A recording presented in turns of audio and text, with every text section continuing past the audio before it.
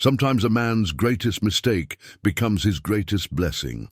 Arthur Shepherd had learned this lesson the hard way through 63 years of living that had cost him more than most folks could bear.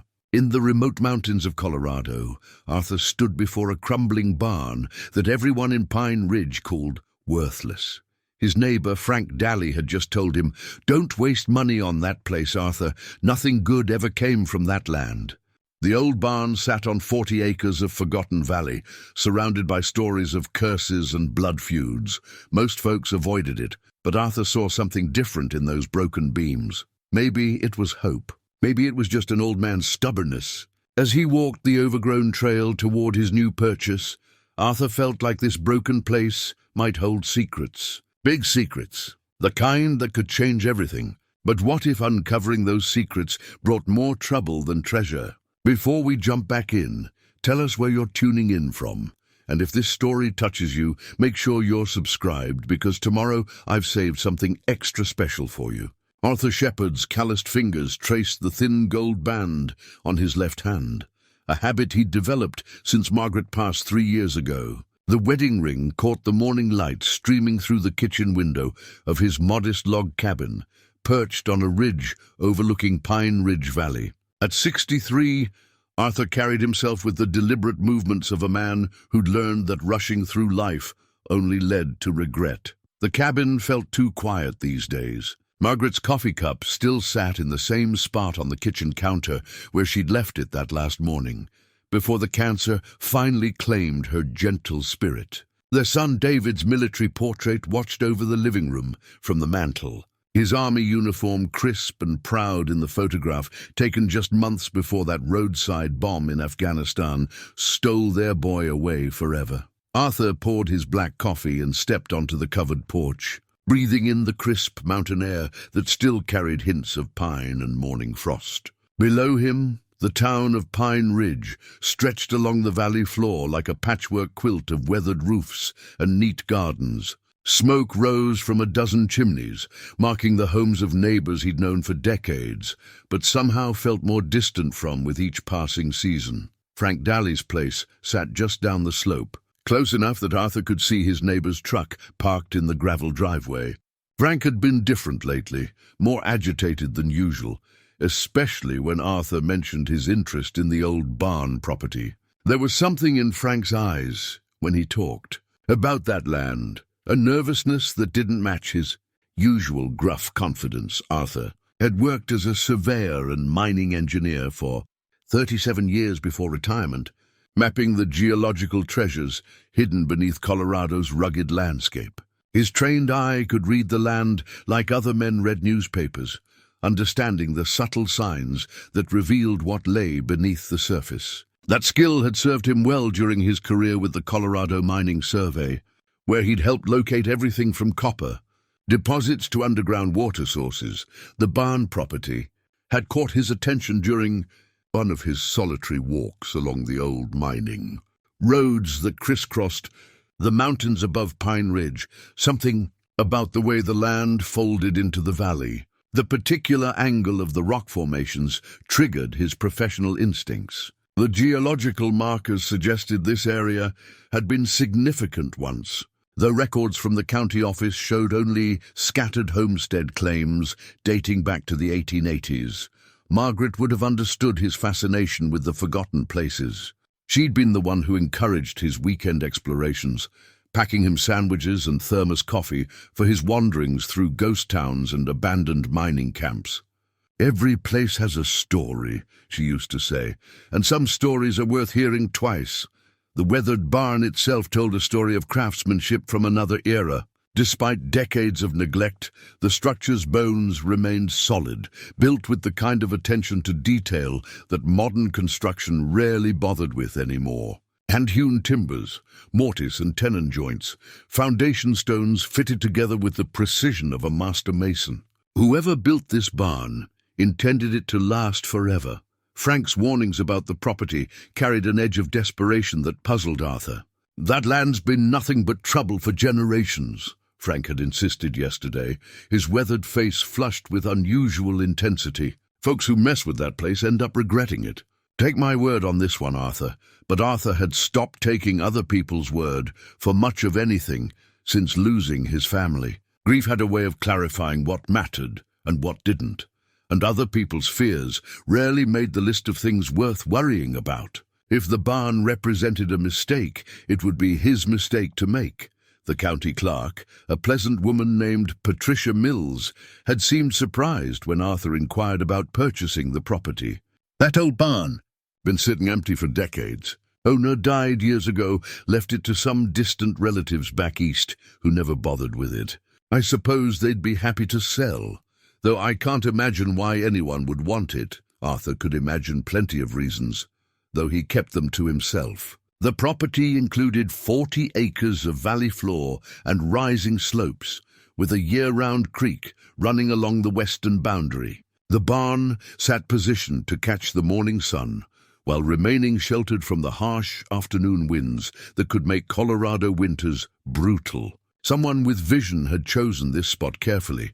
His pickup truck, a reliable Ford that had carried him through countless surveying expeditions, sat loaded with tools and supplies in the cabin's driveway. Arthur had spent the previous evening organizing his equipment, selecting the items he'd need to properly assess the barn's condition. Measuring tape, level, flashlight, hammer, crowbar. The basic tools of a man who believed in understanding what he was getting into before committing himself. The morning sun climbed higher above the eastern peaks, painting the valley in shades of gold and amber that reminded Arthur why he'd chosen to make his home in these mountains. Some men needed cities and crowds to feel alive, but Arthur found his peace in the vast silence of high country, where a man could think clearly and make decisions based on something deeper than fear or fashion. Pine Ridge itself embodied the kind of small-town values that seemed increasingly rare in modern America. People here knew their neighbors, helped during hard times, and respected the unspoken codes that made community life possible. But every small town carried its secrets too, and Arthur suspected the barn property sat at the center of one of Pine Ridge's older, deeper mysteries. The local coffee shop, Mabel's Cafe, served as the unofficial headquarters for town gossip and opinion. Arthur made it a point to stop by most mornings, not because he craved company, but because listening to the casual conversations of longtime residents often revealed more about local history than any official records. Yesterday's discussion about the barn property had been particularly enlightening. "That place gives me the shivers," admitted Carol Peterson, whose family had ranched in the valley since the 1920s. "My grandmother used to tell stories about strange lights seen up there on dark nights. Said it was best left alone. But old Maya Kraus, who'd lived in Pine Ridge longer than anyone else still breathing, had offered a different perspective. Lights, hell! That land's got history is all. Good land too, if a man had the spine to work it proper. Course, some folks prefer their history buried and their land empty." The subtle tension between Carol's superstition and Maya's hints at deliberate concealment intrigued Arthur's engineering mind. Mysteries had logical explanations, even when those explanations had been deliberately obscured by time or human intention. The barn property represented more than just real estate. It was a puzzle, waiting to be solved. Arthur finished his coffee and checked his watch. 8:30. Time to drive into town and complete the paperwork that would make him the official owner of 40 acres of worthless land and one cursed barn. Patricia Mills had promised to have everything ready for signing by 9 o'clock, and Arthur believed in being punctual, especially when making decisions that might change the course of his remaining years. The drive down the mountain road gave him time to consider what Margaret and David would think of his latest project. Margaret would probably smile and remind him that life was meant for living, not just surviving. David would want to know the tactical assessment. What were the risks? What were the potential benefits? What was the exit strategy if things went wrong? Arthur's exit strategy was simple. He didn't have one.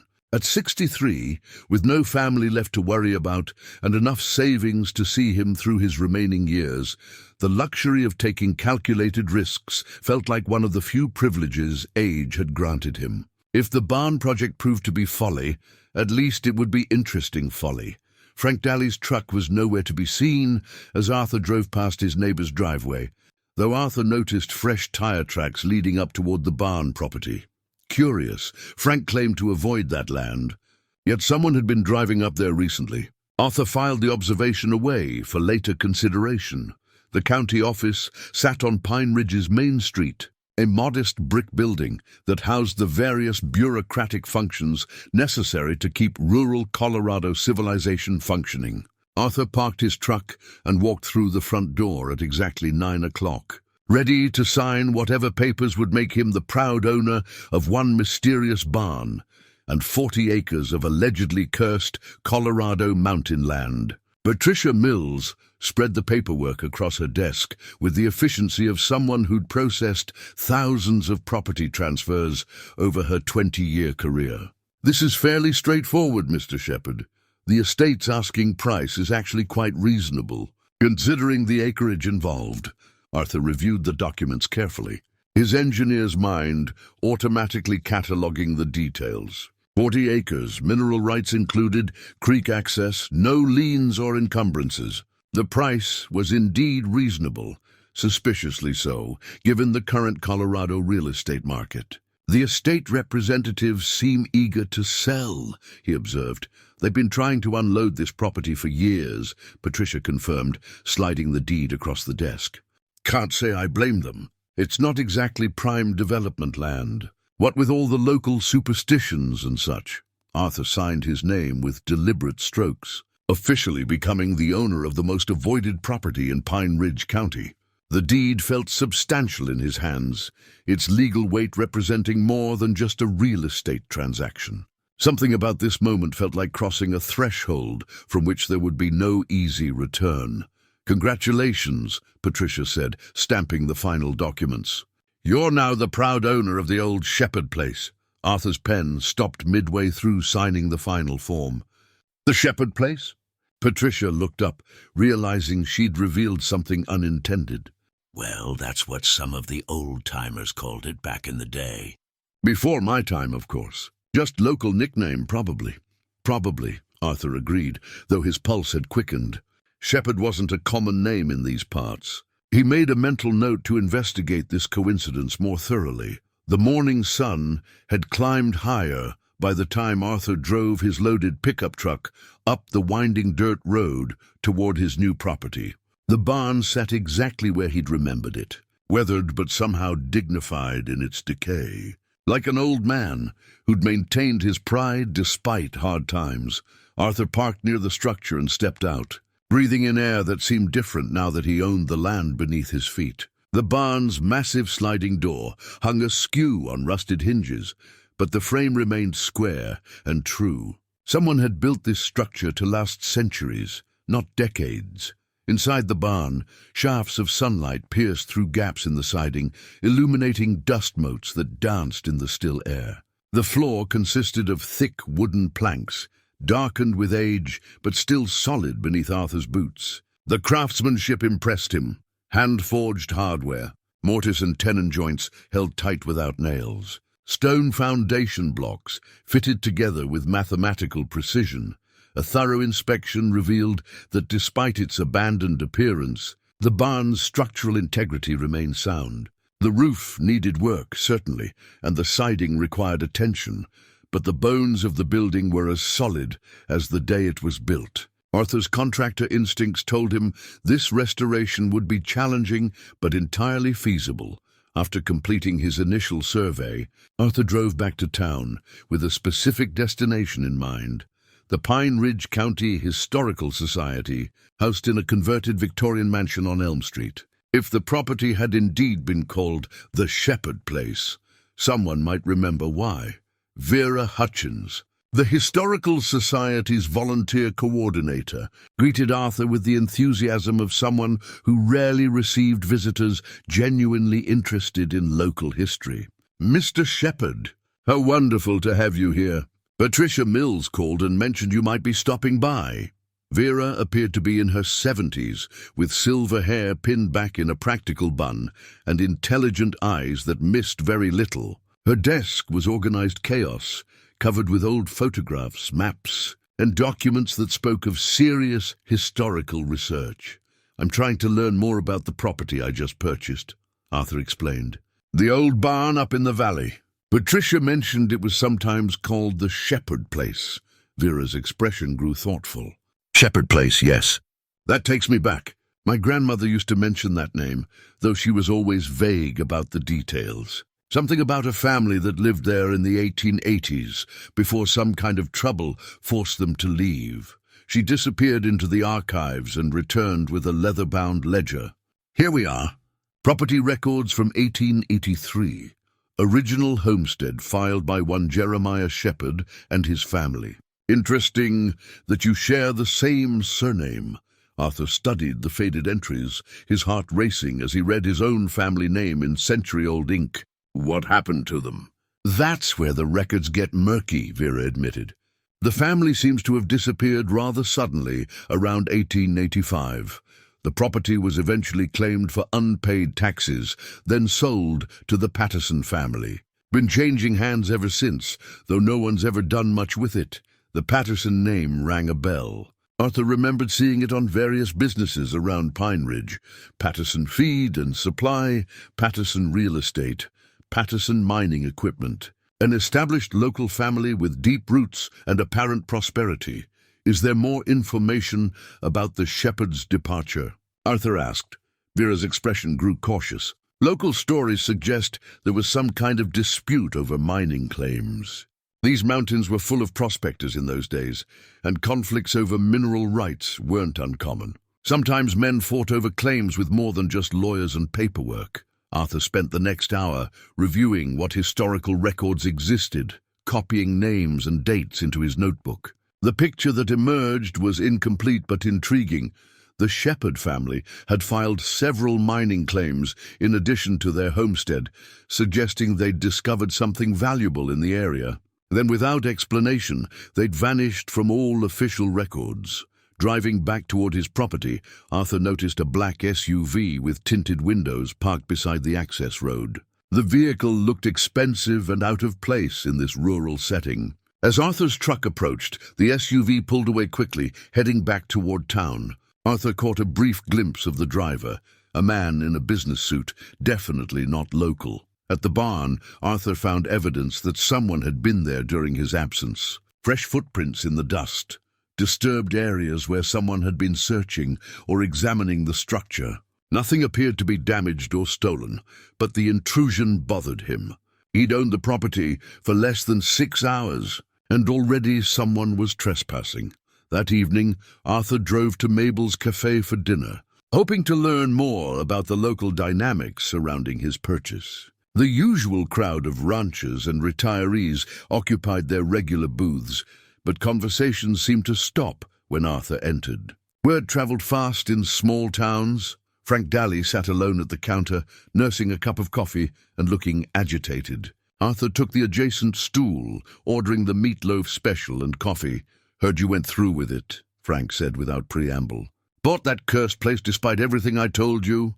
It's just a piece of land, Frank, and an old barn that needs some work. Frank's laugh carried no humor. Just a piece of land. You have no idea what you've gotten yourself into, Arthur. That property's been nothing but trouble for over a century. What kind of trouble, specifically? Frank turned to face him, his weathered features tense with genuine concern or fear. The kind of trouble that gets men killed. The kind that destroyed families and left blood on the ground. Some places are meant to stay empty, Arthur. That's one of them. Before Arthur could respond, Frank threw money on the counter and left the cafe, his departure creating an uncomfortable silence that lasted several minutes. Other patrons studiously avoided making eye contact with Arthur, suddenly fascinated by their food or coffee cups. Maya Kraus, the elderly rancher who'd hinted at buried history, approached Arthur's table as the cafe began to empty. "Don't mind Frank," he said quietly. "He's got his reasons for wanting that land left alone, but they ain't the reasons he's telling you." "What do you mean?" Meyer glanced around, ensuring they weren't overheard. "Frank's family's been in these mountains almost as long as mine. His great-grandfather was here during the mining days, when fortunes were made and lost over silver and gold claims. Some of those fortunes weren't made honestly, if you catch my meaning. Arthur caught the meaning perfectly. You're suggesting claim jumping? I'm not suggesting anything, Maya replied carefully. I'm just saying that when men disappear suddenly and their claims get taken over by other families, it's worth asking questions. Of course, asking questions after all these years might not be popular with certain folks. Maya patted Arthur's shoulder and left, his words hanging in the air like mountain fog. Arthur finished his meal in thoughtful silence, processing the implications of what he'd learned. His property wasn't just avoided because of superstition. It was avoided because someone wanted it forgotten. Back at his cabin that night, Arthur spread the historical documents across his kitchen table and began making connections. The timeline troubled him. The Shepherd family had filed multiple mining claims in 1883 and 1884, suggesting they'd found something valuable. Then they'd vanished in 1885, just as their claims were reaching the stage where serious extraction could begin. The Patterson family had acquired the property shortly after the Shepherd's disappearance, along with several adjacent mining claims. Over the following decades, the Pattersons had become one of the most prosperous families in the region. Their wealth apparently built on mining and real estate investments. Arthur stared at his own reflection in the dark kitchen window, wondering if his decision to buy the property had been intuition or foolishness. Either way, he was committed now. Tomorrow he would begin the real work of restoration, and perhaps in the process, he'd uncover whatever secrets lay buried beneath a century of deliberate forgetting. The barn seemed to be waiting for him, patient as the mountains themselves, ready to reveal its mysteries to someone with the courage to ask the right questions. Arthur arrived at the barn before sunrise, his truck loaded with tools and supplies for the restoration work he'd planned. The morning air carried the crisp bite of early autumn, and mist rose from the creek that bordered his property. Working with his hands had always been Arthur's preferred method of thinking through problems, and this particular problem seemed to require considerable thought. He began by clearing debris from around the barn's foundation, using a combination of shovel work and careful excavation to expose the stone blocks that supported the massive structure. The craftsmanship impressed him more with each passing hour.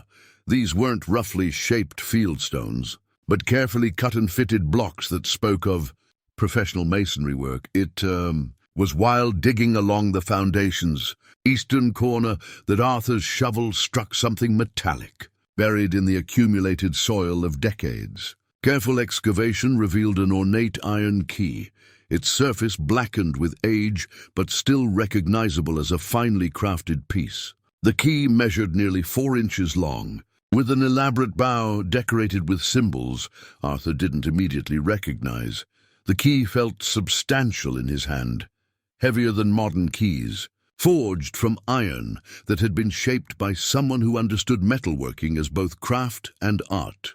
The symbols carved into the bow appeared to be a combination of letters and geometric patterns, possibly a maker's mark or identification code from whatever lock this key had once opened. Arthur cleaned the key carefully with a wire brush and mineral oil, revealing details that had been obscured by decades of corrosion. The workmanship was exceptional.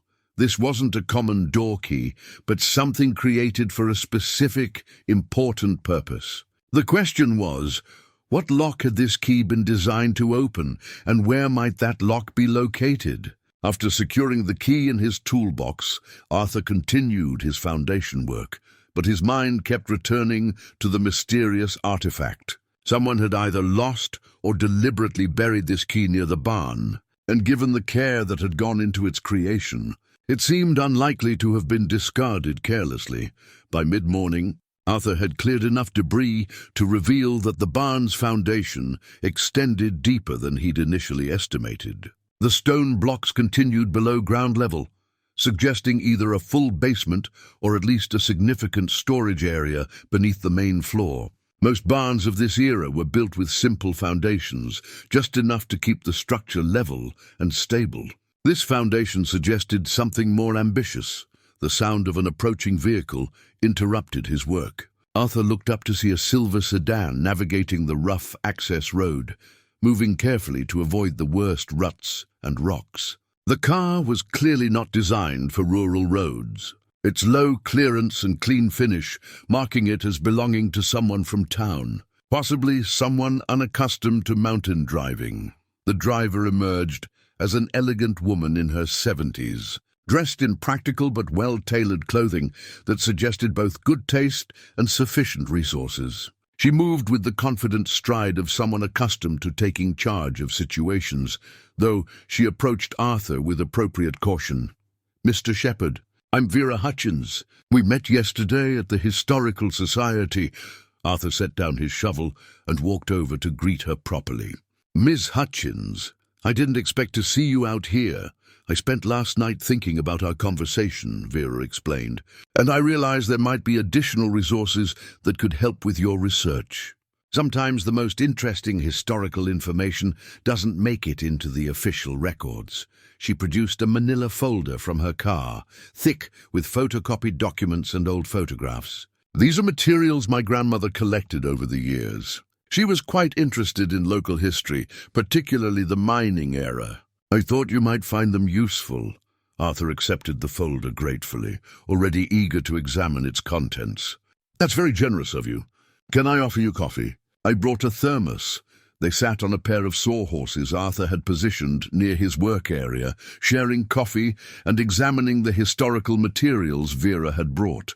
The documents painted a more detailed picture of 1880s Pine Ridge, when the discovery of silver deposits had transformed the sleepy mountain community into a bustling mining town. "Your property sits right in the heart of what was once the most active mining district," Vera explained, pointing to a hand-drawn map from 1884. "According to my grandmother's notes, there were at least 6 major claims filed in this immediate area."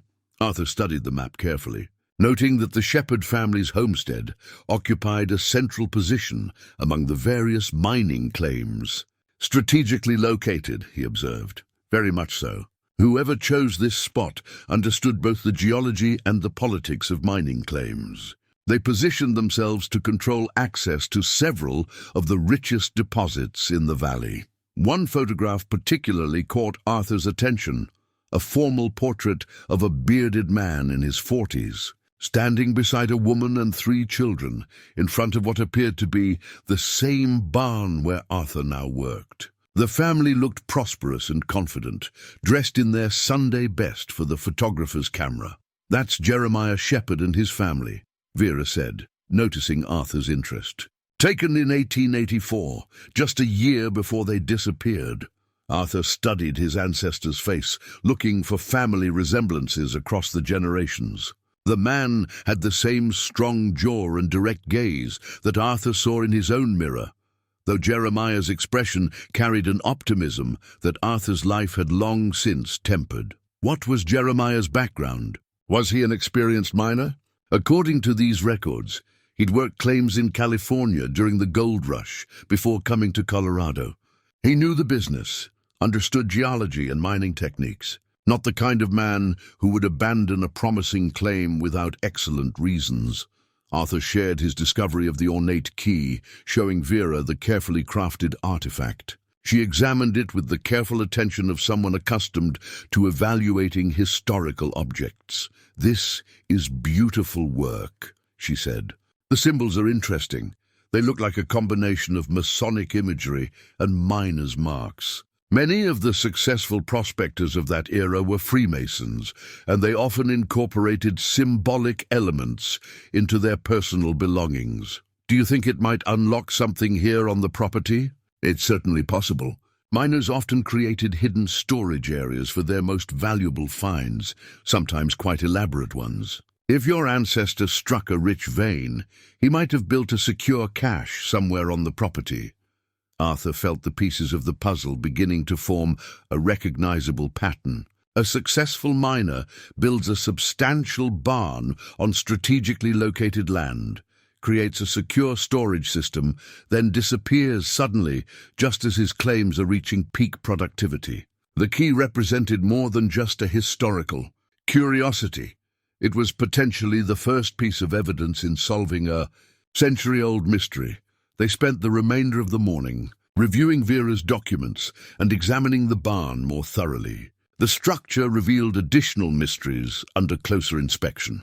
Certain floorboards showed wear patterns suggesting they'd been regularly moved or removed, and the interior layout included features that seemed designed for more than simple agricultural storage.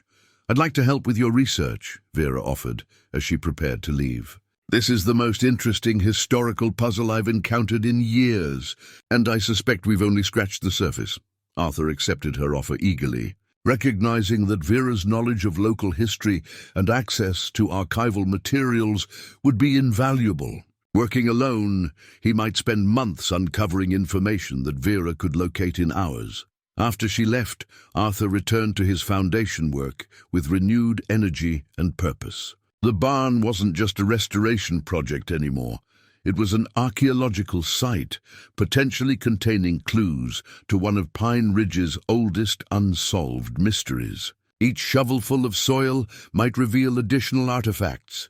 Each structural detail might provide insight into his ancestors' intentions and preparations. After she left, Arthur returned to his foundation work with renewed energy and purpose. The barn wasn't just a restoration project anymore. It was an archaeological site, potentially containing clues to one of Pine Ridge's oldest unsolved mysteries. Each shovelful of soil might reveal additional artifacts. Each structural detail might provide insight into his ancestors' intentions and preparations. The ornate key remained in his pocket throughout the afternoon, its weight serving as a constant reminder that somewhere on this property lay a lock waiting to be opened. Arthur's engineering background told him that people didn't create elaborate security measures unless they had something valuable to protect. As evening approached and Arthur prepared to head home, he noticed fresh tire tracks in the dirt road leading to his property. Someone had driven up here during the day, though Arthur hadn't seen any other vehicles. The tracks were wide and deep, suggesting a heavy truck or SUV, and they led directly to the barn before turning around and heading back toward town. Arthur made a mental note to be more vigilant about unexpected visitors. If his suspicions about the property's hidden value were correct, he might not be the only person interested in uncovering whatever secrets lay buried here. Arthur and Vera met at the Pine Ridge Public Library the following morning, spreading their research materials across a large table in the quiet reading room. Vera had spent the previous evening making phone calls to historical societies throughout Colorado, and her efforts had yielded promising results. The Denver Public Library has an extensive collection of mining records from the 1880s, she explained, pulling out photocopied documents. "I had them fax over everything they could find related to the Shepherd claims." The new materials painted a remarkable picture of Jeremiah Shepherd's mining operations. Far from being a simple prospector trying his luck, Jeremiah had been a sophisticated businessman who understood both geology and finance. His claims were strategically positioned to control water rights as well as mineral extraction, and he'd invested in professional surveying to maximize his operations' efficiency. "Look at this," Vera said, pointing to a detailed geological survey dated 1884. "Your ancestor hired professional engineers to map the underground formations. This wasn't guesswork. He knew exactly what he was doing." Arthur studied the technical drawings with his engineer's eye, recognizing the quality of the work. The surveys showed extensive underground formations, with notations indicating high-grade ore deposits and detailed plans for extraction tunnels. This represented a significant investment in what Jeremiah clearly believed would be a long-term, highly profitable operation. Most intriguingly, the survey included plans for a secure storage facility, marked simply as repository on the technical drawings. The location placed this facility directly beneath the barn's foundation, accessible through what appeared to be a concealed entrance system. "This is it," Arthur said, his pulse quickening. "This is what the key opens." "Your ancestor built a hidden vault under the barn." Vera leaned closer to examine the drawings. "The engineering is quite sophisticated for the 1880s. He must have hired experienced miners to construct something this elaborate. Among the other documents, Arthur found something that made his blood run cold. A leather-bound journal with property of Jeremiah Shepherd embossed on the cover. The journal detailed not just mining operations, but growing concerns about threats from other prospectors, and what Jeremiah described as Patterson's increasing hostility. The journal entries from late 1884 and early 1885 told a story of escalating tensions and outright intimidation. Jeremiah wrote about equipment being sabotaged, claims being challenged through legal manipulation, and direct threats against his family's safety. The final entries, dated just weeks before the family's disappearance, spoke of preparing for the worst outcome and securing the fruits of our labor for future generations. Patterson, Arthur muttered, remembering the family name from his research. The same family that took over the property after the Shepherds disappeared. Vera nodded grimly. According to these records, Harrison Patterson was Jeremiah's primary rival for control of the mining district. He had the backing of Eastern investors and apparently few scruples about how he expanded his operations. The journal's final entry, dated March 15, 1885, was particularly chilling. Harrison's men have made their intentions clear. I have prepared what needs preparing. If something happens to me, the truth is secured below, along with proof of what we've accomplished here. May God protect my family, and may justice eventually prevail. Arthur felt a chill that had nothing to do with the library's air conditioning. His ancestor hadn't just hidden mining proceeds in that underground repository. He'd hidden evidence of the conflict that led to his family's disappearance. The ornate key in Arthur's pocket suddenly felt heavier, weighted with the responsibility of uncovering a century-old injustice. We need to examine that foundation more carefully, Arthur said. If there's a hidden entrance, it's probably designed to be nearly invisible unless you know exactly where to look. They drove back to the property together, Arthur's mind racing with possibilities and concerns. If Jeremiah had indeed hidden evidence of criminal activity, and if the Patterson family was still prominent in Pine Ridge, then Arthur's investigation might stir up more trouble than he'd anticipated. At the barn, they began a systematic examination of the foundation, looking for any irregularities that might indicate concealed access points. Arthur's engineering background proved invaluable as he identified subtle differences in mortar, composition and stone placement that suggested certain sections had been constructed differently from others. Here, Arthur called, running his hands along a section of foundation stones on the barn's eastern side. These stones are slightly different from the others. The mortar's a different color, and there's a pattern in the placement that doesn't match the surrounding work. Vera joined him, and together they examined the area more closely. What had initially appeared to be random stone placement revealed itself as a carefully designed puzzle. Certain stones protruded slightly more than others, and when Arthur pressed them in a specific sequence suggested by the journal's cryptic notations, he heard a distinct clicking sound from within the wall. Incredible, Vera breathed as a section of the foundation shifted slightly, revealing the outline of a hidden panel. Your ancestor was quite the engineer himself. The concealed panel measured approximately 3 feet square, held in place by an ingenious mechanism that required both the correct sequence of pressure points and the ornate key Arthur had discovered. When he inserted the key into a nearly invisible slot and turned it, the panel swung inward on carefully balanced hinges, revealing a dark passage leading beneath the barn. Arthur retrieved a powerful flashlight from his truck, and together they peered into the hidden space.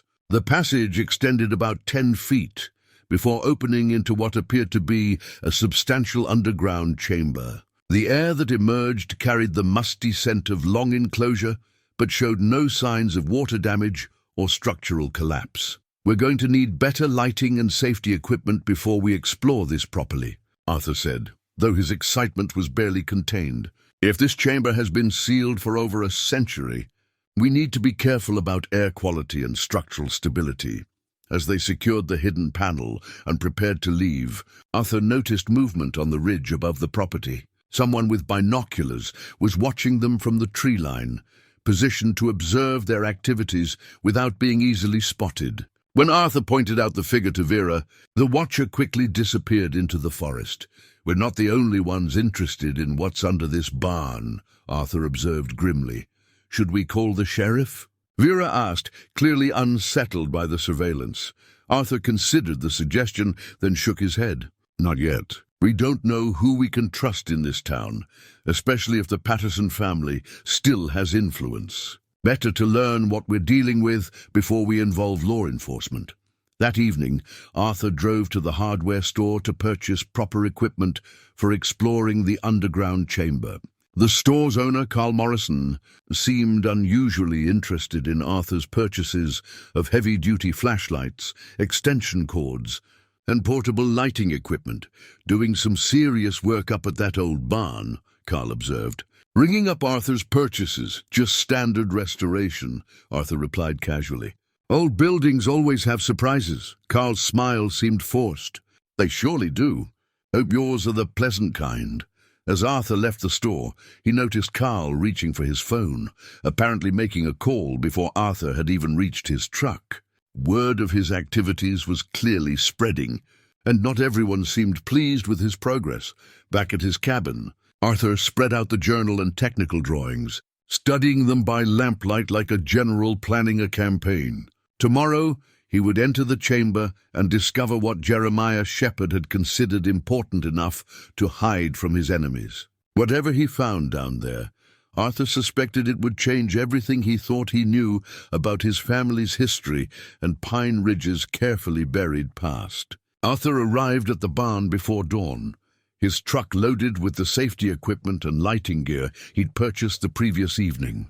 Vera met him there, carrying a canvas bag filled with archival supplies and a digital camera for documenting whatever they might discover in the hidden chamber.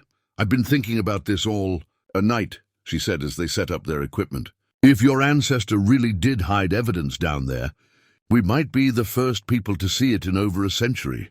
Arthur tested the portable lighting system he'd rigged, ensuring they'd have adequate illumination for their exploration. His engineering training had taught him never to enter unknown spaces without proper preparation, and this underground chamber represented significant unknowns in terms of structural stability and air quality. The hidden panel opened more easily the second time, as if the ancient mechanism was remembering its purpose after decades of disuse. Arthur led the way into the passage, his flashlight beam revealing stone walls that had been cut with the same precision. As the barn's foundation above, the passage opened into a chamber that exceeded Arthur's expectations in both size and sophistication. The underground room measured approximately 15 by 20 feet, with a vaulted ceiling that rose 8 feet at its highest point. The walls were lined with fitted stone, and the floor consisted of the same kind of precisely cut blocks used in the foundation above. "This is remarkable," Vera whispered, her voice echoing slightly in the enclosed space.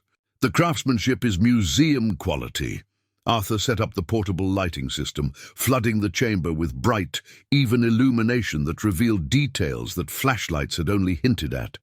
Along the walls, wooden shelves and storage cabinets had been built with the same attention to detail as the chamber itself. Most impressive was a large wooden desk, clearly handmade but finished to professional standards. Positioned in the center of the room, the air quality seemed stable, though Arthur kept his portable ventilation fan running as a precaution. The chamber showed no signs of water damage or structural deterioration, testament to the quality of its original construction and the effectiveness of its waterproofing systems. They began their systematic exploration with the desk, which proved to be both a workspace and an elaborate filing system. The drawers contained carefully organized documents, maps, and what appeared to be business records from Jeremiah's mining operations. Everything had been preserved in oiled leather portfolios, protecting the papers from moisture and decay. "Look at this," Vera said, opening one of the larger portfolios. These are geological surveys, but much more detailed than anything we saw in the official records. Arthur examined the surveys with growing amazement. Jeremiah had mapped not just his own claims, but the entire mineral structure of the surrounding mountains. The work represented months of professional surveying, with detailed notations about ore quality, extraction potential, and structural geology that demonstrated sophisticated understanding of mining engineering. One map particularly caught Arthur's attention, a detailed cross-section of the underground formations directly beneath the barn. According to Jeremiah's surveys, they were sitting above one of the richest silver veins in the entire district, with additional deposits of gold and copper that would have represented enormous wealth by 1880s standards. "No wonder Harrison Patterson wanted this land," Arthur muttered. "Your ancestor wasn't just sitting on a mining claim, he was sitting on a treasure trove." The storage cabinets along the walls contained additional surprises. One held mining equipment, professional-grade tools for extracting and processing ore, all maintained in perfect condition despite their age. Another contained what appeared to be processed metals, small ingots of silver and gold, carefully labeled with extraction dates and purity assessments. But the most significant discovery waited in the chamber's far corner, a reinforced cabinet that required a second key, which they found hidden in a secret compartment within Jeremiah's desk. This cabinet contained what Jeremiah had described in his journal as proof of Harrison Patterson's criminal activities. The documents told a story of systematic fraud, intimidation, and worse. Harrison Patterson had been bribing county officials to manipulate mining claim records, using hired gunmen to drive legitimate prospectors from their claims, and forging documents to steal mineral rights from their rightful owners. Jeremiah had meticulously documented each crime, collecting sworn statements from victims and copies of forged documents that proved Patterson's guilt beyond any reasonable doubt. "This is incredible," Vera said, photographing page after page of evidence. "Your ancestor was building a criminal case against Patterson.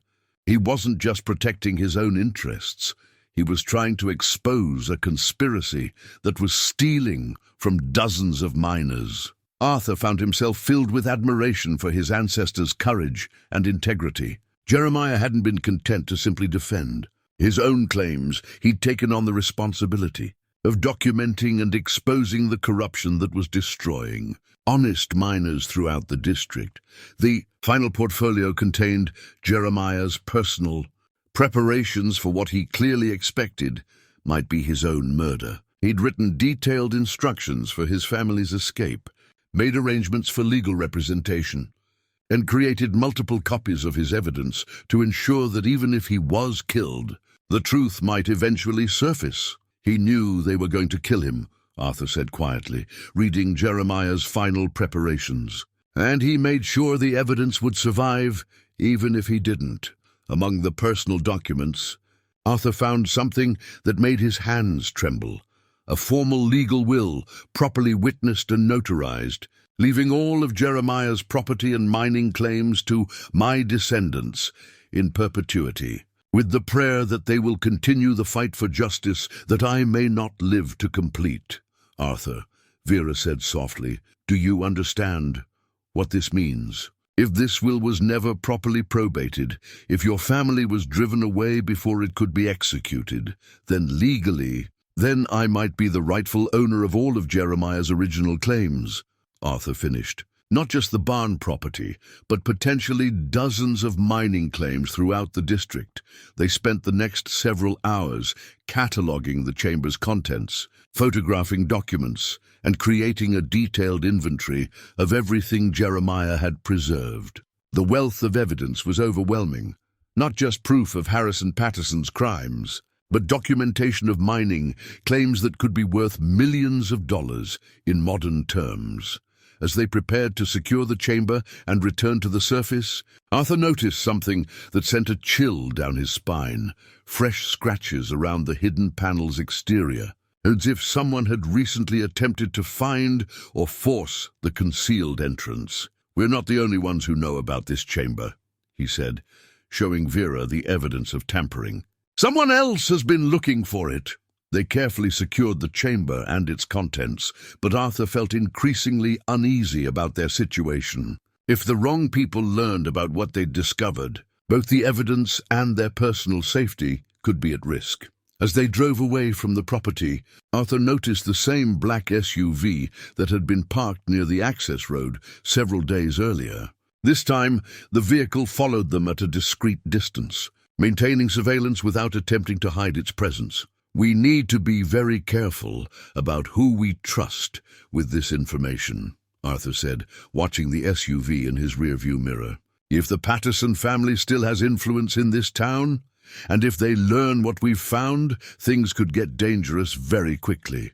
Arthur and Vera spent the following morning in her home office, carefully cataloguing and organizing the photographs and documents they'd retrieved from the hidden chamber. Vera's Victorian house provided a secure environment for their sensitive work, far from the prying eyes that seemed to follow Arthur's every move around Pine Ridge. "This changes everything," Vera said, examining a particularly damning document that detailed Harrison Patterson's bribery of county officials.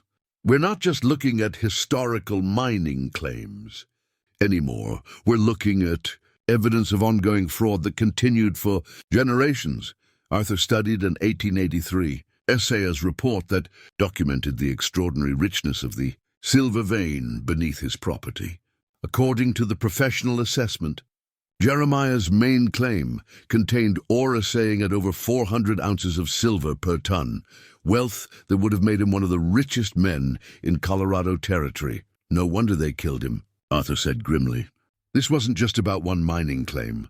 Control of this property would have meant control of the entire district's mineral wealth." Vera had been researching the current legal status of Jeremiah's original claims, using online databases and her connections with various county offices. Her findings were both encouraging and disturbing.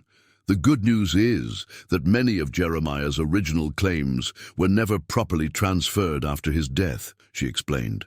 Without a probated will or proper legal documentation, the claims should have reverted to his heirs. The bad news is that someone has been paying taxes on those claims for over a century, maintaining a paper trail of ownership that could complicate your legal position. Arthur examined the tax records Vera had obtained, tracing the complex ownership history that followed Jeremiah's disappearance. The pattern was clear.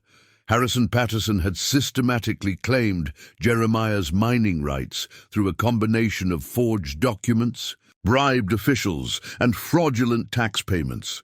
They didn't just steal the claims, Arthur realized.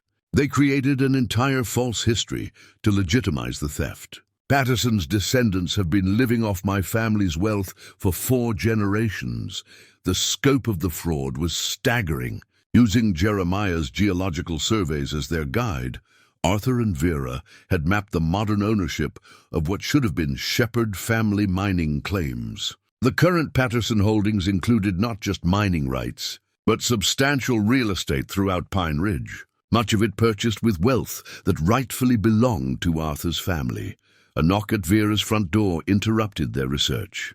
Through the window, Arthur could see a well-dressed man in his 50s, carrying a leather briefcase and wearing the kind of expensive suit that suggested legal or corporate authority. "I don't recognize him," Vera said quietly. "But he doesn't look like local law enforcement."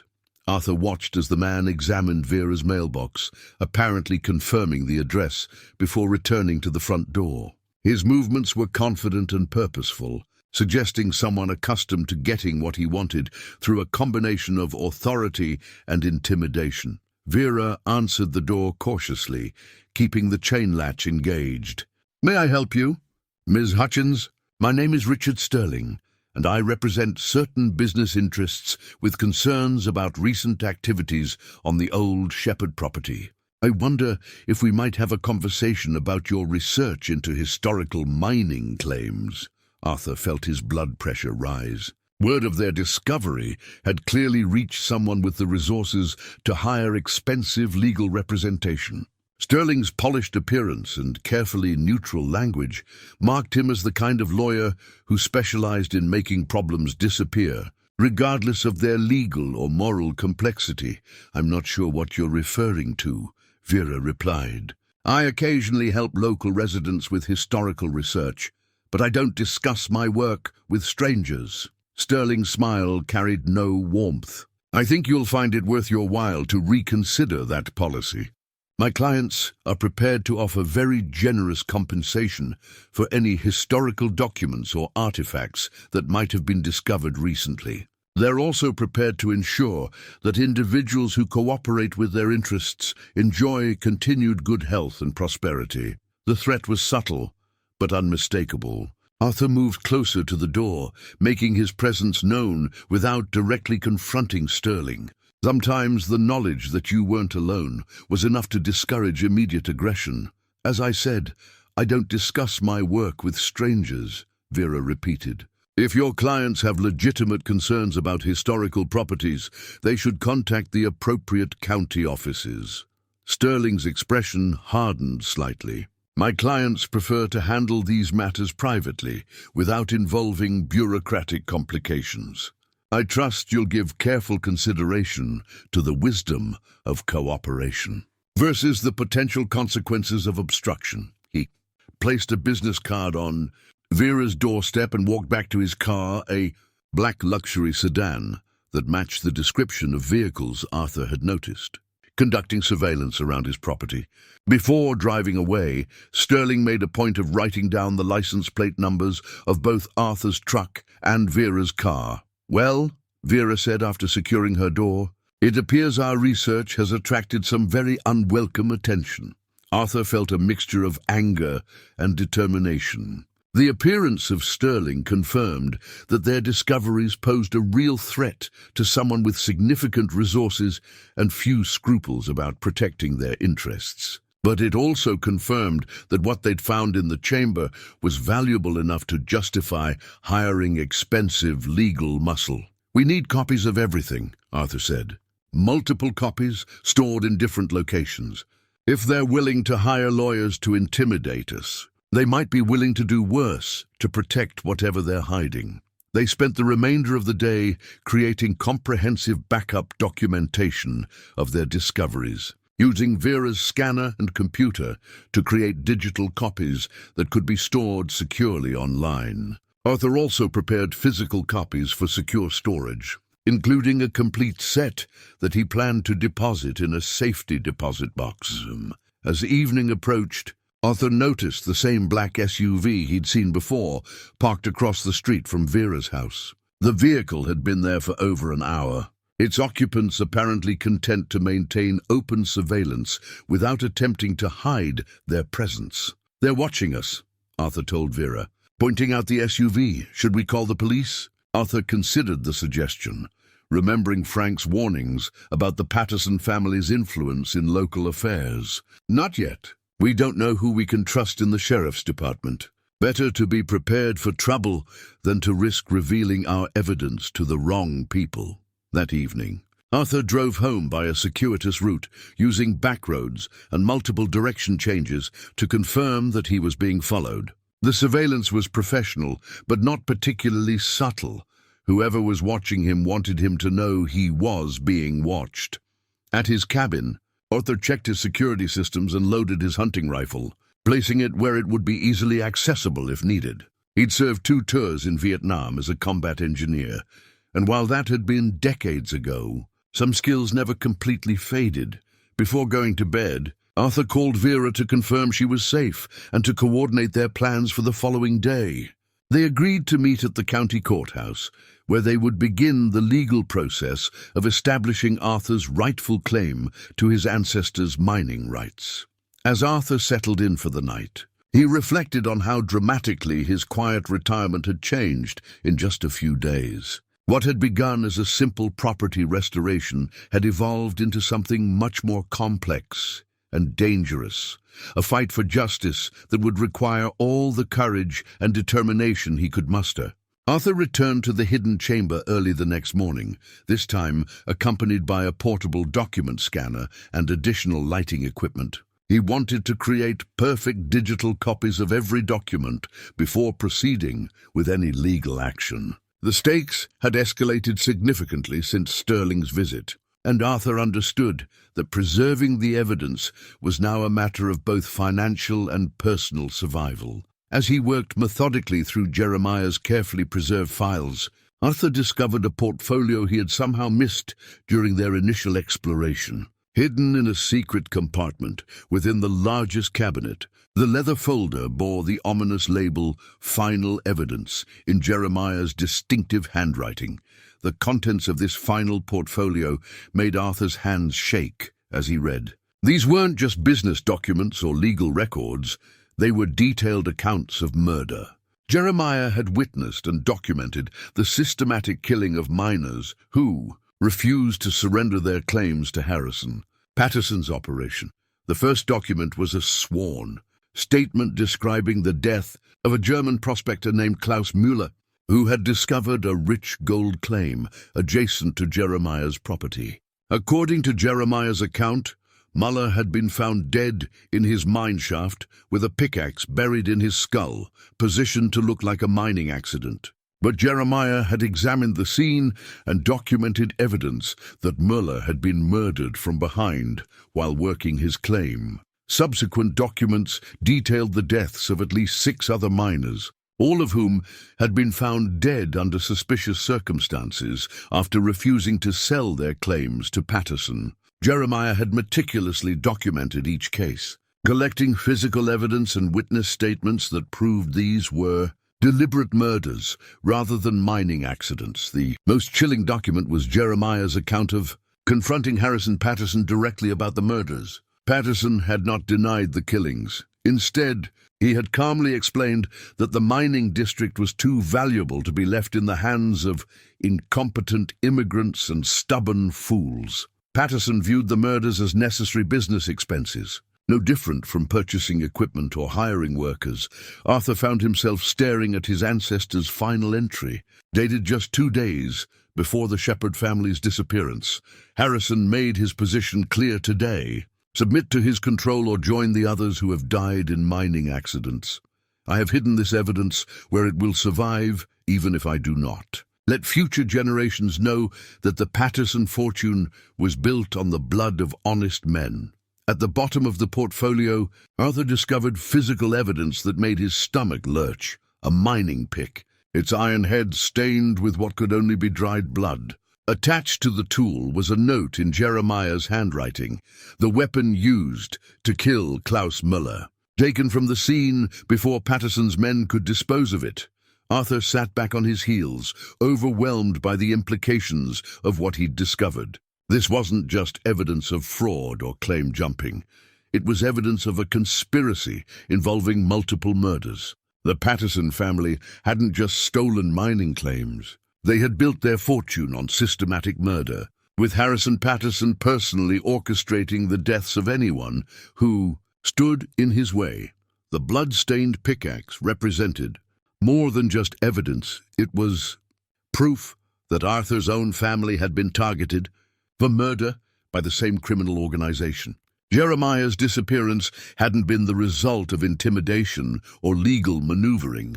The entire Shepherd family had almost certainly been killed, their bodies hidden so thoroughly that no trace had ever been found. Arthur carefully photographed every document and the pickaxe, ensuring that he had complete records of evidence that could not only restore his family's mining rights, but potentially result in criminal charges for crimes that had no statute of limitations. Murder was murder, regardless of how much time had passed, and conspiracy to commit murder often carried similar penalties under Colorado law. As he prepared to leave the chamber, Arthur noticed something that sent ice through his veins: fresh scratches on the chamber's stone walls, and footprints in the dust that were definitely not his or Vera's. Someone else had been in the chamber recently, someone who had been searching systematically through Jeremiah's hidden archives. Arthur examined the evidence more carefully, his combat experience helping him read the signs of intrusion. The searcher had been thorough but hasty, checking documents and storage areas without the careful attention Arthur and Vera had used. Most troubling, several documents appeared to be missing from their original locations. Though Arthur couldn't be certain what might have been taken, the realization that someone else knew about the chamber and had access to it changed everything. Arthur was no longer just racing against legal challenges or corporate intimidation. He was dealing with people who had access to his private property and were willing to trespass and steal to protect their interests. Arthur quickly gathered the most critical documents and evidence, including the blood-stained pickaxe, deciding that leaving them in the chamber was no longer safe. If someone else had access to the hidden room, they might destroy evidence or plant false materials to discredit Arthur's discoveries. As he climbed out of the chamber, Arthur found Frank Dalley waiting beside his truck, looking more agitated than Arthur had ever seen him. Frank's usual gruff demeanor had been replaced by something approaching panic, and his hands shook as he lit a cigarette with unsteady fingers. "You need to stop this, Arthur," Frank said without preamble. "You need to put everything back where you found it and walk away from this whole business." "Walk away from what, Frank?" Frank's laugh carried no humor. "Don't play dumb with me. I know what you found down there.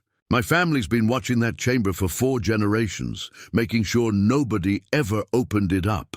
Arthur felt the pieces clicking into place with sickening clarity. "Your family? Not just Frank Dalley, you're related to Harrison Patterson." Frank nodded miserably.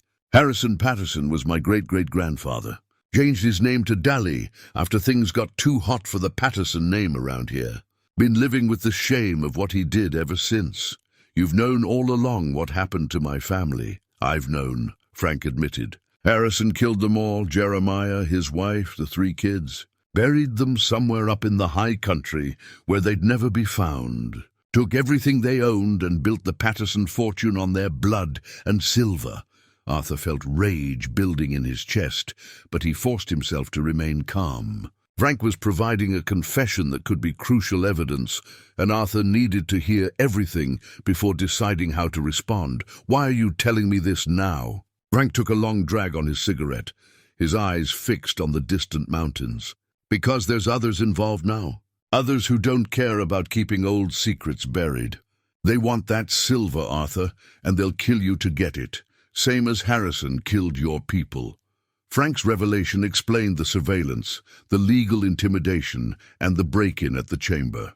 Modern descendants of Harrison Patterson's criminal enterprise were still active, still willing to commit murder to protect their inherited wealth and power. "Who else knows about this?" Arthur asked. "Too many people," Frank replied grimly. "And now that you've opened that chamber, they know you're close to exposing everything. You've got maybe hours before they decide you're too dangerous to leave alive." Arthur loaded the most critical evidence into his truck while Frank watched nervously from the tree line, constantly scanning the access road for signs of approaching vehicles. The blood-stained pickaxe and the most damning documents now rested in a secure case in Arthur's truck. But he knew that simply possessing the evidence wasn't enough. He needed to ensure it reached the right authorities before Patterson's. Modern descendants could silence him permanently. "There's something else you need to know," Frank said, stubbing out his cigarette with shaking fingers. "The current Patterson family isn't just wealthy, they're connected. Sheriff Morrison is Harrison's great-grandson. Half the county commissioners are on their payroll. You can't trust local law enforcement with this." Arthur felt the scope of the conspiracy expanding beyond anything he'd imagined. The corruption that had begun with Harrison Patterson in the 1880s had apparently grown into a network that controlled significant portions of Pine Ridge, county's government and business community. "What about state authorities? The Colorado Bureau of Investigation?" Frank's expression grew more hopeful. "Maybe, but you'd need to get to them without the local sheriff knowing about it. Morrison's been keeping tabs on everyone involved in your investigation. He knows about Vera, knows about the lawyers from Denver, knows about every move you've made since you bought that property." Arthur made a mental calculation of the resources available to him versus the opposition he faced. On his side, compelling evidence, one reluctant ally in Frank, and potentially sympathetic state authorities. Against him, a criminal conspiracy with over a century of experience at covering up murders, connections throughout local government, and apparently unlimited resources for hiring professional intimidation. I need to get this evidence to Denver, Arthur decided. Tonight. Before they realize how much I know. They already know, Frank warned. Sterling wasn't just sent to intimidate you, he was sent to assess the threat level. When he reports back that you have access to the chamber and its contents, they'll escalate to permanent solutions. Arthur felt the familiar calm that had served him during combat situations in Vietnam. Fear was useless when survival required clear thinking and decisive action. He needed to treat this like a military operation. Secure the objective, protect the evidence, and ensure mission success regardless of personal cost. Frank, I need you to get word to Vera. Tell her to pack essential items and get out of town tonight. Drive to Grand Junction and wait for me to contact her.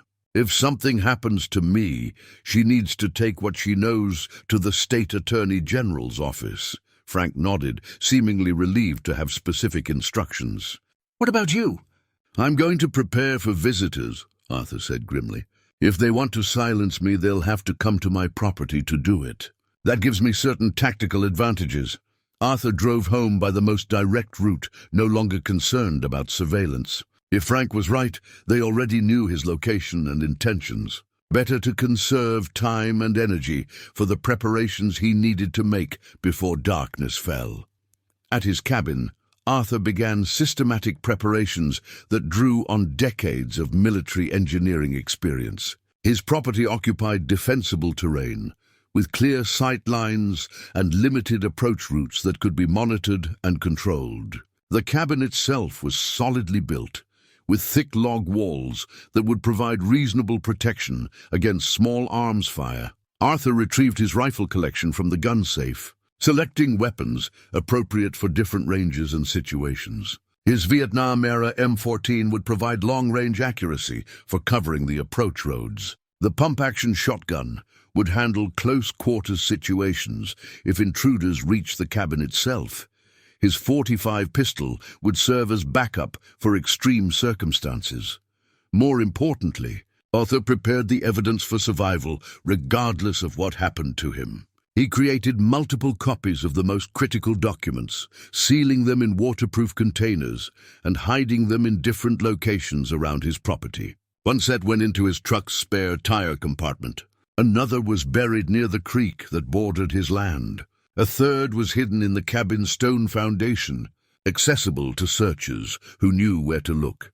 Arthur also prepared a detailed letter explaining everything he'd discovered, along with instructions for locating the hidden chamber and accessing the evidence it contained. Multiple copies of this letter were sealed and addressed to different authorities: the Colorado Attorney General, the FBI's Denver field office, and the Denver Post's investigative reporting team. As evening approached, Arthur completed his defensive preparations by positioning motion sensors along the primary approach routes to his cabin. The sensors would provide early warning of intruders while allowing Arthur to track their movements without revealing his own position.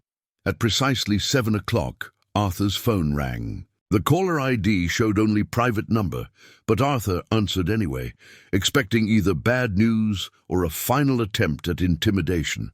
Mr. Shepard, this is Sheriff Morrison. I understand you've been conducting some archaeological work on your property. I wonder if we might discuss any discoveries you may have made.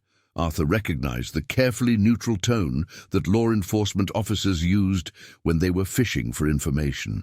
Morrison's call confirmed Frank's warnings about local corruption while providing Arthur with an opportunity to gather intelligence about his opposition's knowledge and intentions. I'm just doing some restoration. Work on an old barn, Sheriff. Nothing that would interest law enforcement. I'm sure you understand that historical artifacts can sometimes raise legal questions about ownership and cultural preservation. If you've found anything significant, It would be appropriate to involve the proper authorities. The subtext was clear. Morrison was offering Arthur a chance to surrender the evidence voluntarily before more aggressive measures became necessary. Arthur decided to test the sheriff's knowledge while maintaining plausible deniability. "I appreciate your concern, Sheriff, but I haven't found anything that would require official involvement. Just some old tools and farming equipment. Nothing of historical significance." Morrison's pause suggested Arthur's answer wasn't what he'd hoped to hear. "Mr. Shepherd, I think it would be best if we discuss this matter in person. I could drive out to your property this evening." "I'm afraid this evening isn't convenient," Arthur replied. "Perhaps we could schedule something for next week." "I don't think waiting is advisable," Morrison said, his tone hardening slightly. "Sometimes delays can lead to unfortunate complications." Arthur ended the call without responding, understanding that Morrison's visit would likely involve more than just conversation. The sheriff's barely concealed threats confirmed that local law enforcement was part of the conspiracy, and that Arthur could expect official harassment to accompany whatever other measures the Patterson family planned. As darkness fell over the mountains, Arthur positioned himself in the cabin's upstairs bedroom, which provided clear views of all approach routes while offering good cover and multiple escape options. His rifles were positioned at different windows, with sufficient ammunition for an extended engagement if necessary. Arthur's phone buzzed with a text message from an unknown number. "Last chance. Bring everything to the barn at midnight. Come alone and unarmed. Refuse and face the consequences." Arthur smiled grimly as he checked his weapons one final time. He'd been facing consequences his entire adult life, from the jungles of Vietnam to the corporate boardrooms where he'd fought for honest surveying standards. These people had made a fundamental error in assuming that a man who'd lost his wife and son would be easily intimidated by threats to his own life. At 11:30, Arthur saw the first vehicle approaching his property, a black SUV moving slowly along the access road with its headlights extinguished. Through his night vision scope, Arthur counted at least 4 occupants, all wearing dark clothing and moving with the coordinated precision of professionals. Arthur settled into his firing position and waited. If the Patterson family wanted to end this conspiracy the same way it had begun, with murder, they would discover that Arthur Shepherd was a considerably more dangerous target than his ancestor had been. Arthur watched through his night vision scope as 4 armed figures emerged from the black SUV and began moving toward his cabin with tactical precision. Their coordinated approach patterns and professional equipment marked them as experienced operators, not local thugs hired for simple intimidation. The Patterson family had clearly invested in high-quality muscle for this operation. The lead figure signaled the others to spread out, positioning themselves to cover all potential escape routes from the cabin. Arthur recognized the classic military assault formation from his own combat experience, adapted for the terrain and objectives of this particular mission. These men intended to take him alive if possible, but they were prepared for armed resistance. Arthur's motion sensors triggered in sequence as the intruders advanced, confirming their positions and movements. The electronic surveillance system he'd installed provided tactical advantages that his opponents didn't know existed, allowing Arthur to track their progress while remaining concealed in his defensive position. At 11:45, Arthur's phone rang again. This time, Sheriff Morrison's voice carried open hostility rather than professional courtesy. "Mr. Shepherd, you have 60 seconds to come out of that cabin with your hands visible and any materials you remove from the barn. Refuse and will be forced to enter and search the premises under authority of a warrant for suspected theft of historical artifacts." Arthur smiled grimly at Morrison's attempt to provide legal cover for what was obviously an illegal operation. No judge would issue a warrant for historical artifacts at midnight, and Morrison's presence confirmed the extent of official corruption involved in covering up the Patterson family's crimes. "Sheriff, I'm not aware of any legal proceedings that would justify a search of my property at this hour. Perhaps you could return during normal business hours with proper documentation," Morrison's laugh carried no humor. "Mr. Shepherd, you have 30 seconds to comply voluntarily. After that, my associates will ensure compliance through whatever means prove necessary." Arthur ended the call and focused on the tactical situation developing around his cabin. The professional assault team had reached their final positions, with 2 operators covering the front entrance, while the other 2 prepared to breach the rear doors simultaneously. Their coordination suggested extensive training and experience with similar operations. Arthur had no intention of allowing them to reach the cabin. His defensive strategy relied on engaging the intruders at maximum range, using his superior knowledge of the terrain and his carefully prepared firing positions to eliminate threats before they could coordinate an effective assault. The lead operator was crossing the open ground between the tree line and Arthur's front porch when Arthur's first shot shattered the mountain silence. The high-powered rifle round struck the man's center mass, spinning him around and dropping him to the ground before his companions could react to the threat. Arthur immediately shifted position, moving to a secondary firing point as the surviving operators scattered for cover.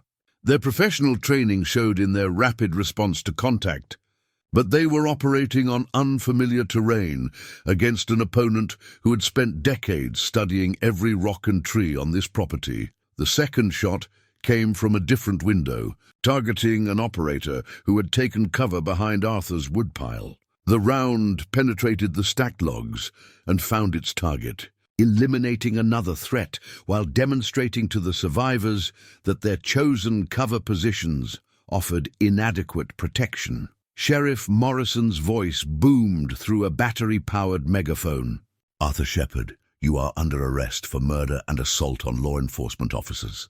Surrender immediately or face the full consequences of your actions." Arthur almost laughed at Morrison's audacity. The sheriff was attempting to criminalize Arthur's legitimate self-defense against armed intruders on his own property, while providing cover for what was obviously an assassination attempt disguised as official law enforcement action. The 2 surviving operators had found better cover positions and were attempting to coordinate a flanking maneuver that would allow them to approach the cabin from opposite directions simultaneously. Arthur tracked their movements through his various observation points, noting their professional competence while calculating the timing necessary to disrupt their coordination. Arthur's third shot targeted the operator attempting to circle around the cabin's eastern side, catching him as he crossed between covered positions. The man dropped immediately, though Arthur wasn't certain whether the wound was fatal or merely incapacitating. Either way, it reduced the immediate threat while demoralizing the surviving attackers. The final operator had reached the cabin's rear corner and was preparing to breach the back door when Arthur triggered the surprise. He'd prepared for exactly this contingency. The motion-activated floodlights he'd positioned around the cabin's perimeter suddenly blazed to life, illuminating the entire area in brilliant white light that destroyed the intruder's night vision advantage. Arthur's fourth shot ended the immediate threat, leaving Sheriff Morrison alone with whatever backup support he might have waiting in reserve. The engagement had lasted less than 3 minutes, but Arthur's tactical preparation and superior positioning had neutralized a professional assault team without sustaining any damage to himself or his property. Morrison's megaphone crackled to life again. "This is your final warning, Shepherd. We have additional units en route, and state authorities have been notified of your criminal actions. Surrender now and face trial, or continue resisting and face summary justice." Arthur knew that Morrison's claims about state authorities were almost certainly false. The sheriff wouldn't risk involving honest law enforcement in an operation designed to cover up century-old murders. But the threat of additional units was probably real, meaning Arthur needed to conclude this engagement quickly before facing overwhelming numbers. Arthur used his secure satellite phone to contact the Colorado Bureau of Investigation's emergency line, reporting the attack on his property and requesting immediate assistance. The dispatcher seemed skeptical of his claims about corrupted local law enforcement, but Arthur's military service record and the obvious sounds of gunfire convinced her to initiate an emergency response, CBI. Units are approximately 40 minutes from your location, the dispatcher informed him. Can you maintain your position until they arrive? Roger that, Arthur replied, slipping back into military communication protocols. Be advised that local sheriff's department is compromised and involved in the assault on my position. As Arthur prepared for the next phase of the engagement, he reflected on the photograph of his ancestors' family that had started this entire investigation. Jeremiah Shepherd had been murdered for refusing to surrender his rightful property to criminals, but he'd lacked the military training and tactical preparation that Arthur brought to this confrontation. Arthur intended to ensure that the Shepherd family's fight for justice ended differently this time. The sound of approaching helicopters reached Arthur's position 20 minutes before the CBI dispatcher had promised, their distinctive rotor signatures cutting through the mountain's silence like mechanical thunder. Arthur recognized the deep thrumming of law enforcement aircraft, but he also heard something else, the higher-pitched whine of what sounded like private or corporate helicopters approaching from a different direction. Sheriff Morrison's radio chatter became increasingly frantic as he apparently coordinated with multiple units that Arthur couldn't see from his defensive position. The sheriff's earlier confidence had evaporated as his professional assault team lay dead or wounded around Arthur's cabin, and Morrison seemed to be calling for significant reinforcements to complete his mission. Arthur's satellite phone buzzed with an incoming call from the CBI dispatcher. Mr. Shepherd, we have 2 helicopters approaching your location. One is our tactical response unit, but we're also tracking an unidentified aircraft that appears to be converging on the same coordinates. Copy that, Arthur replied, maintaining his observation of the approaches to his property. Be advised that hostile forces have been using private aircraft for surveillance throughout this operation. The unidentified helicopter is probably not friendly. Through his night vision scope, Arthur could see Morrison positioning himself behind his patrol car, apparently preparing to coordinate with whatever reinforcements were arriving. The sheriff had drawn his service weapon, but seemed reluctant to advance toward the cabin. Without the professional backup that Arthur had eliminated, the first helicopter to arrive bore the distinctive markings of the Colorado Bureau of Investigation, its searchlight sweeping the area around Arthur's cabin as it prepared to land in the open meadow beyond his property line. Arthur felt relief flooding through him as legitimate law enforcement finally arrived to witness what had been happening on his property. But the second helicopter landed simultaneously in a clearing on the opposite side of Arthur's cabin, disgorging 6 additional armed figures who immediately began advancing toward Morrison's position. Arthur's night vision revealed that these new arrivals wore no identifying uniforms or badges, marking them as private security or mercenary personnel. Arthur's satellite phone rang again. Mr. Shepherd, this is Agent Sarah Martinez with CBI Tactical. We have your location secured from the south. Can you identify yourself and provide a situation report? Arthur Shepherd, property owner and complainant, Arthur replied. I'm positioned in my cabin, defending against multiple armed intruders, including corrupt local law enforcement. Sheriff Morrison has been coordinating the assault on my position. Copy that.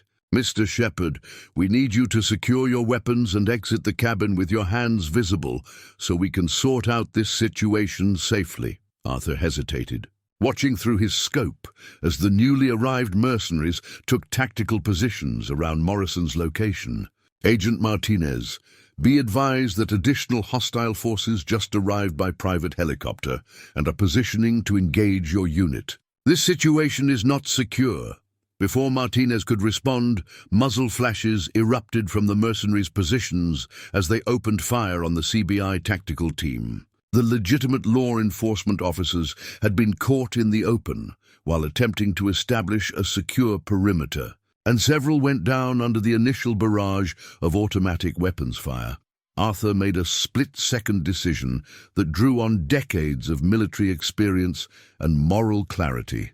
The criminals who had murdered his family and built their fortune on blood were now attempting to kill honest law enforcement officers who had come to help him. Arthur couldn't stand by and watch good people die to protect a century-old conspiracy. Arthur's rifle spoke again, targeting the mercenaries who were attempting to flank the pinned-down CBI team. His elevated position and intimate knowledge of the terrain gave him clear shots at targets who were focused on the official law enforcement personnel below. The engagement became a three-way firefight, with Arthur supporting the legitimate authorities against Morrison and his hired killers. Arthur's accurate rifle fire disrupted the mercenaries' coordinated assault, allowing the surviving CBI agents to reach better cover and begin returning effective fire. Sheriff Morrison attempted to retreat toward his patrol car, apparently realizing that his operation had failed catastrophically. Arthur's final shot of the engagement caught Morrison as he tried to flee, ending the corrupt sheriff's career in law enforcement and his participation in the Patterson family conspiracy. Agent Martinez's voice crackled through Arthur's satellite phone.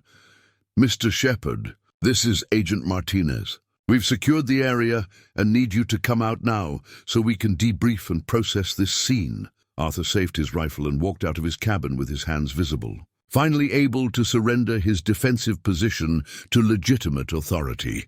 As he approached the CBI team, Arthur saw Agent Martinez examining the bodies of Morrison and the mercenaries, her expression revealing professional shock at the scope of violence that had erupted around a simple property dispute. "Agent Martinez," Arthur said, "I have extensive evidence regarding the crimes that led to tonight's events. Multiple murders, document fraud, and a conspiracy that's been operating in this county for over a century." Martinez looked at Arthur with new respect, apparently recognizing that this wasn't a simple case of property owner versus law enforcement. "Mr. Shepard, I think we need to have a very long conversation about what's been happening in Pine Ridge County." Arthur smiled for the first time in days, finally confident that justice would prevail where it had failed his ancestor over a century ago. 6 months later, Arthur stood in the restored barn that had started his journey into his family's buried history, watching as Vera arranged the final display cases for what would become the Shepard Family Historical Museum. The building that had once hidden evidence of century-old crimes now served as a monument to truth and the persistence of justice. No matter how long delayed, the legal proceedings that followed that violent night had exceeded Arthur's wildest expectations. Agent Martinez and her team had uncovered a conspiracy that extended far beyond Pine Ridge County, involving multiple generations of the Patterson family and their associates in systematic fraud, murder and corruption that had influenced Colorado mining law for over a century. Frank Dalley, whose confession had provided crucial corroboration for Arthur's evidence, received immunity in exchange for his testimony against the surviving conspirators. The weight of carrying his family's shameful secrets for decades had clearly taken its toll, but Frank seemed genuinely relieved to finally tell the truth about Harrison Patterson's crimes. The Patterson mining empire, as the Denver newspapers had dubbed it, crumbled within weeks, as federal investigators traced the family's wealth back to its murderous origins. Multiple family members faced federal charges for conspiracy, racketeering, and accessory to murder, while their extensive property holdings were frozen pending resolution of the legitimate ownership claims. Arthur's legal victory had been absolute and unequivocal. The federal court not only recognized his rightful claim to Jeremiah's original mining properties, but awarded him additional damages for over a century of fraudulent deprivation of his inheritance. The financial settlement exceeded $20 million, making Arthur one of the wealthiest men in Colorado virtually overnight. But money had never been Arthur's primary motivation. Justice for his murdered ancestor and the other victims of Harrison Patterson's crimes mattered more than personal enrichment. Arthur had established the Jeremiah Shepard Foundation for mining justice, dedicated to investigating and resolving similar historical claims throughout the American West. Vera had accepted Arthur's offer to serve as the Foundation's Director of Historical Research, a position that allowed her to pursue her passion for uncovering buried truths while ensuring that other families wouldn't wait a century for justice. Her expertise and connections had already identified dozens of suspicious mining claims, transfers that warranted investigation. The hidden chamber beneath the barn had been professionally excavated and preserved as a historical site, allowing visitors to see exactly where Jeremiah had hidden his evidence of the Patterson family's crimes. The blood-stained pickaxe that had provided crucial DNA evidence for the murder prosecutions was displayed in a place of honor, labeled simply as evidence of truth. Arthur walked through the museum's carefully designed exhibits, each one telling part of the story that had been deliberately concealed for generations. Photographs of the murder victims lined one wall, their names and stories finally receiving the recognition that had been denied them in life. Interactive displays allowed visitors to examine copies of Jeremiah's geological surveys and understand the vast wealth that had motivated Harrison Patterson's criminal enterprise. The museum's centerpiece was a recreation of Jeremiah's hidden office, complete with period-appropriate mining equipment and documentation that showed how a determined man with limited resources had meticulously built a case against powerful enemies. School groups frequently visited this exhibit, learning about the importance of documenting injustice and standing up for truth, even when facing overwhelming opposition. Arthur had kept his promise to his son's memory as well. The David Shepard Memorial Scholarship provided full college educations for children of military families, ensuring that young people would have opportunities that war had stolen from David. The scholarship recipients often visited the museum, learning about the connection between their educational opportunities and Arthur's fight for his family's justice. Pine Ridge itself had undergone significant changes following the exposure of the Patterson conspiracy. New leadership in the sheriff's department and county government had restored honest administration to local affairs, while federal oversight ensured that similar corruption couldn't take root again. The town had initially struggled with the notoriety surrounding the revelations, but tourism related to the museum and the historical significance of the area had more than compensated for any economic disruption. Arthur's own transformation had been perhaps the most remarkable aspect of the entire story. The isolated, grieving widower who had purchased a worthless barn had become a nationally recognized advocate for historical justice and governmental accountability. Speaking engagements and media interviews kept him busy, but Arthur always returned to the barn where his journey had begun. On quiet evenings, Arthur often sat on the porch of his restored cabin, looking down at the barn that had changed his life so dramatically.